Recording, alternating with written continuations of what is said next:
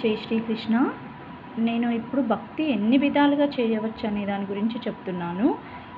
నవవిధ భక్తులు 9 రకాలుగా ఉంటుంది భక్తి అనేది మనం చేసుకునేది.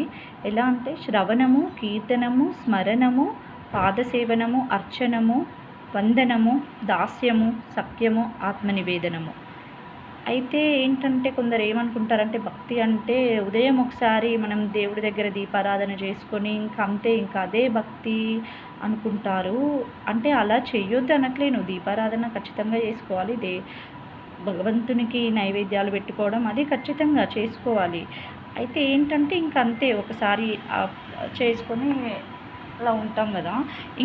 ఇంకా కొన్ని విధాలుగా చేయవచ్చు. ఎలా అంటే శ్రవణము అంటే భగవంతుని గురించిన తెలుసుకోవడం, వినడము, భగవంతుడి గురించిన ప్రవచనాలు వినడము, కీర్తనము. కొందరు బాగా పాడగలుగుతారు. బాగా పాడాలని లేదు, మనకు వచ్చిన విధంగానైనా భగవంతుని గురించి కీర్తనలు పాడడము, స్మరణము, భగవంతుని గుర్తు చేసుకోవడం. మనం ఏ పనిలో ఉన్నా, ఏం చేస్తున్నా భగవంతుని స్మరించుకుంటూ అది ప్రేమతో భక్తితో స్మరించుకుంటూ మనం చేసుకోవచ్చు. ఇలా. హరే కృష్ణ.